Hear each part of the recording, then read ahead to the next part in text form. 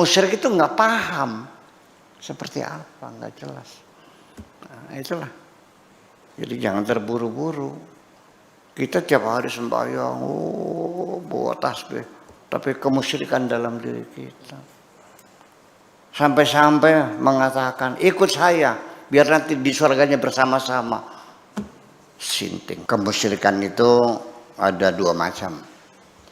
Ada kemusyrikan disebut dengan asyirkul jali.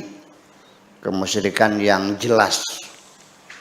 Seperti menyembah berhala. Atau menggoyang-goyang nisan kuburan. Ya kan? Atau juga membungkus-bungkus pohon dengan kain putih. Ya kan? Memuja-muja batu dan sebagainya. Menyembah jin dan sebagainya. Itu kemusyrikan yang asyirkul jali, kemusyrikan yang jelas, sebodoh-bodohnya orang paham itu musyrik. Tetapi ada satu lagi jenis kemusyrikan khafi, asyirkul khafi, kemusyrikan yang tersembunyi, yaitu kitanya sendiri tidak sadar terjebak dalam kemusyrikan, yaitu bahkan lebih dari sekedar musyrik, mengangkat diri kita sebagai Tuhan. Kita tidak sadar dalam kehidupan sehari-hari karena jabatan kita terlalu tinggi, karena kekayaan kita berlimpah ruah dan sebagainya. Itu kita tidak sadar memposisikan diri kita sebagai Tuhan. Taunya dari mana? Saya tahu dari ucapannya sendiri. Dia mengatakan kepada bawahannya, jangan macam-macam kau. Masa depanmu ada di ujung penaku ini. Ketika engkau bisa menentukan masa depan manusia, siapa kamu? Betul nggak?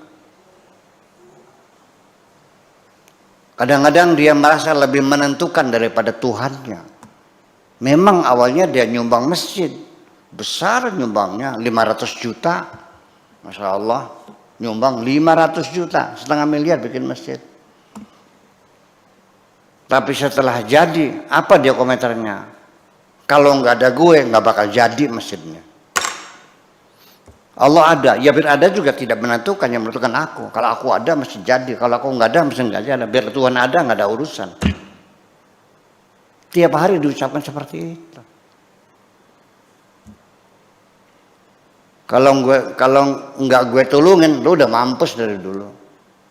Pernah nggak mendengar orang mengatakan begitu?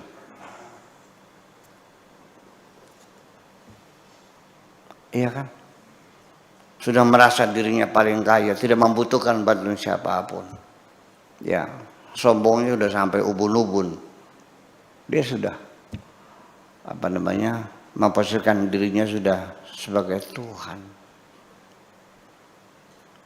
Saya mau cerita kemusyrikan yang khafi. Ketika saya menjalani tradisi saya bulan Dzulqa'dah sampai 10 Dzulhijjah kita bertapa di hutan. Khalwat di hutan. Reaksi para ustadz, para kiai, teman-teman saya sesama kiai terkaget-kaget. Ibadah apa? Ajarannya siapa? Dalam Islam nggak ada ibadah bertapa tuh. Gitu.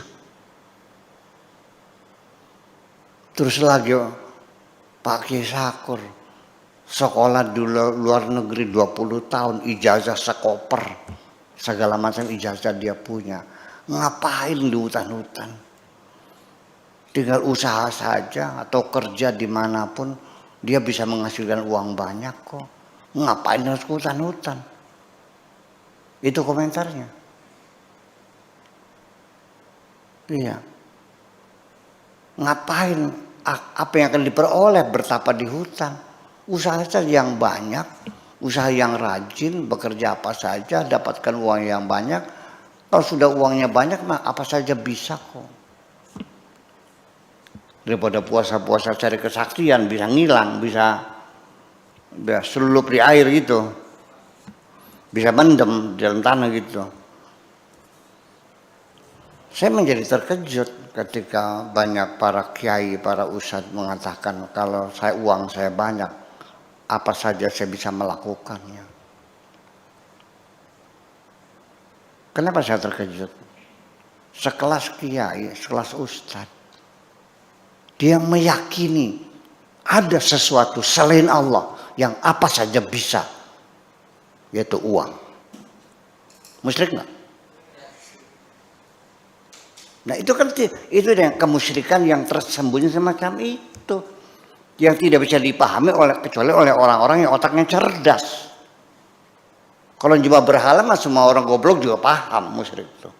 Betul nggak? Goyang-goyang kuburan suaminya.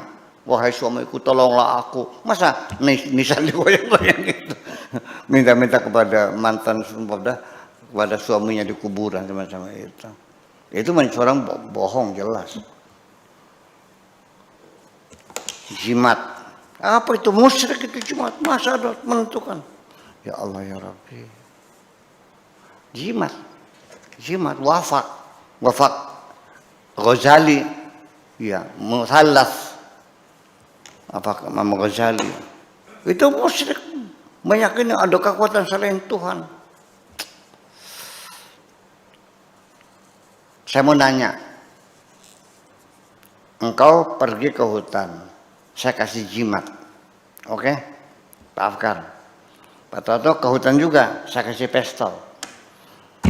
Mana yang lebih tegar hatinya? Yang banyak apa pistol? Pistol. Jadi mana yang lebih besar musyriknya? Lebih besar juga. Orang kok nggak paham sih? Iya. Iya kan? Jadi nggak jelas, tidak diuraikan. Substansi musyrik itu nggak paham. Seperti apa? Nggak jelas. Nah, itulah. Jadi jangan terburu-buru.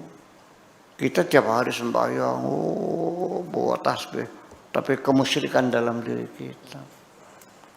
Sampai-sampai mengatakan, ikut saya, biar nanti di surganya bersama-sama.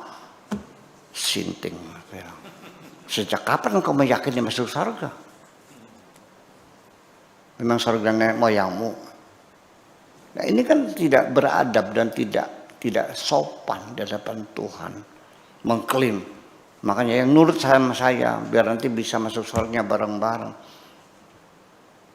Salah angan-angan itu. Nah, itu kemusyrikan.